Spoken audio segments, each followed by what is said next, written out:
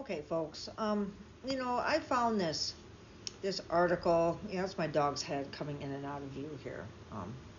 She's decided to lay down next to me today. So I was looking into Fox News. There was a really good article in Vox, how Fox News evolved into a propaganda operation. There's a guy named Sean Illing. He's the host of the Gray Area podcast and the author of this article. He's a media scholar on the dangerous evolution of Fox News. Fox News has always been a partisan network, but people are increasingly questioning whether it has crossed the line in the Trump era and become an outright propaganda operation. It has. A recent piece by the New Yorker's Jane Meyer is the latest to pose this question. Back in 2017, the New Republic's Alex Shepard floated a similar argument, writing that Donald Trump is treating Fox News like state TV. And he was, and he is, and he continues to. That's what it is. Fox News is state-run regime media. Even Brett Baer, a lead anchor at Fox News, addressed the claims in a 2018 interview with the New Yorker, saying it pains him to hear that the cable news channel has become a state TV for the Trump administration. There's plenty of evidence to support the argument. Trump constantly watches Fox News, tweets out claims that he hears on the network, reportedly speaks regularly with Sean Hannity, and gives the majority of his interviews to Fox News. Hold on. Also, Sean Hannity is the number one poster on Truth Social. World leaders, as well as members of Congress, quickly learned that one of the best ways to communicate a message to Trump is to say it on Fox News. True. To top it off, Trump's previous director of communications and deputy chief of staff, Bill Shine, is the former co-president of Fox News. Shine's presence at the White House, Shine has recently departed the White House, along with Trump's ties to on-air personalities like Hannity, Lou Dobbs, and Jeanine Pirro, all but cemented the unofficial relationship between Trump and the right-wing news network. None of this is normal. Thank you for saying that. Administrations and politicians have always sought to use the media to their advantage. Of course, but it feels different. It certainly seems like Fox News has essentially become state TV. So how concerned should the average American be? Well, I don't know. It depends. Do we have seniors that we love in our lives? To get some answers, I reached out to Tom Rosenthal, a media scholar and executive director at the American Press Institute, a nonprofit organization focused on promoting sustainable journalism.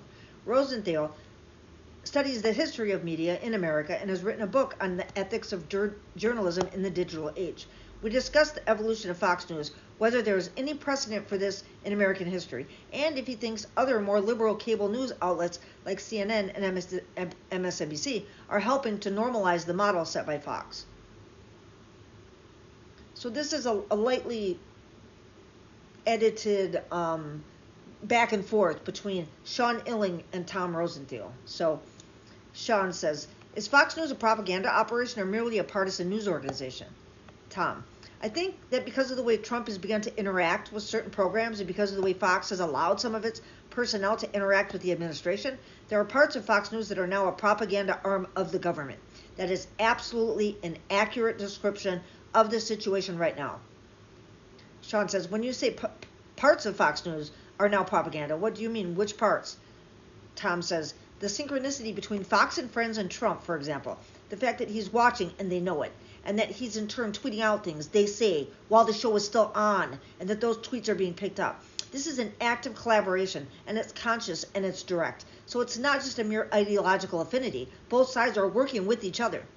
The same thing is true, but even more so of Trump and Sean Hannity. Hannity is the president, and the president reportedly talk almost every day. Hannity advises Trump on messaging. Hannity then echoes much of that messaging on his program.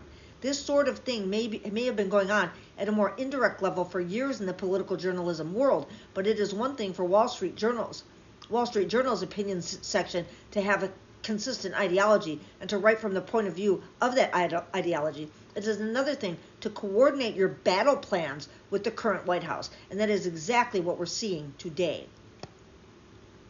MSNBC and CNN are building their networks on outrage. People hate Trump so much that they're watching to see their anger reflected back at them. Sean says, do you see any evidence, apart from the synchronicity of messaging, that Trump is dictating talking points to anyone at Fox News? Tom says, there's a growing body of reporting establishing the close relationship between the Trump administration, Trump personally, Rupert Murdoch, the founder and acting CEO of Fox News, different shows on Fox, and specific on-air personalities, most closely Sean Hannity. Most recently, Jane Mayer did a long piece connecting the number of dots and making a persuasive case that the relationships go far beyond ideological affinity into a kind of collaboration that has tilted the scales from Fox News doing opinion journalism with grounding in the principles of news to being an extension of the administration whose purpose, while always commercial, has become focused on supporting the president, a political outcome, rather than covering him. That is when you tilt from journalism to becoming propaganda, when your goal is no longer informing the public, but promoting a particular political outcome. Sean says, what's the real difference between propaganda and partisanship? Tom says, partisan journalists are interested in getting people to consider ideas. Propagandists are interested in moving the public to a particular position to achieve a particular outcome. If my goal is to shift public support to a position that the president has more popular support to do something, that's propaganda. If my goal is to simply get people to accept what I think are good ideas, I'm a partisan journalist. I may be a sloppy journalist, but I'm still engaged in civic discourse as opposed to civic persuasion. Sean says, Fox News has always been partisan in its ambitions. I think we all accept that. But has it always been propaganda arm, or did it cross a line at some point and become something different? Tom says, that's really an important question because you're playing with fire in journalism when you build an audience around an ideology. If you want to stay on the journalistic side of things, you need at times to do what any organization does, which is to surprise your audience, to annoy them, to inform them of things that are inconvenient. This is especially true in television. When you're constantly watching your ratings day to day, hour to hour, show to show, there is a great risk that you become so concerned with keeping ratings up that you become addicted to pandering to your audience, and you're unwilling to tell them inconvenient things. When Rupert Murdoch started Fox News in 1996, because he thought there was an audience for this kind of journalism, he was engaged in a business enterprise. But once you've built that audience and you're constantly feeding them, you eventually lose control. You have to keep inflaming them. You have to keep building up their fear and anger. And that's when you've crossed a line and are engaged in something else entirely. So Murdoch is no longer engaged in an active business. This is a political and propaganda operation, whether he intended it to be or not. Sean says, to be fair, there are actual journalists at Fox News, people like Chris Wallace and Shepard Smith, who do solid work and refuse to toe the line. At the same time, the cynic in me wonders if people like that are at the network mostly to provide cover for the more toxic figures like Hannity. That's what I think too. Tom says, I wouldn't say that they operate as cover, but I do think it's a red herring to say, as Fox often does, that there are talk shows and then there are news shows. That's bogus, because the same people are watching Fox throughout the day. It's a core audience. It's not like people say, oh, it's time for a talk show, so I'm going to go turn it off. That's not the way it works. There's a core audience for Fox News, which is a faction of the Republican Party, and they watch it whenever they watch it, and they expect to have their demands served at all times. But there are people at Fox News who, from time to time, speak the truth to their audience. I wouldn't call them cover, because that makes it sound like they're engaged in some cynical act. Sean says, that's not what I meant. They don't have to operate self-consciously as cover. They could be doing their jobs completely in earnest and still be functioning as cover for the propagandists. Tom says, I would agree with that. Sean says, why should Americans be concerned about all this? What is the danger of allowing the most popular cable news network in America to become a mouthpiece for the administration? Tom says, I think there's two enormous threats. It's hard to understate how important these things are. One is that you're extremely influential to a core group of the American public, a large portion of Republicans and seniors, not the majority, but important faction of Republicans get a lot of their news from Fox about national affairs. Once you start to shade the facts, once you engage in persuasion rather than informing, once you're in cahoots with the government, you're really destroying the constitutional relationships between the press and government, and you're doing a disservice to those citizens, to your audience. The most important conservative television news source in America is currently pandering to an extremist president. It's distorting the Republican Party. It's damaging the Republican Party. It's changing conservatism.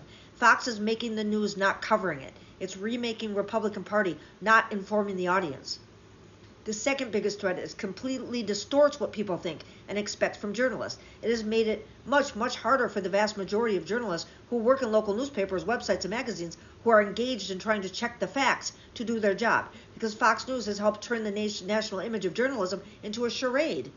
And that makes it harder for people who are trying to do real journalism to inform citizens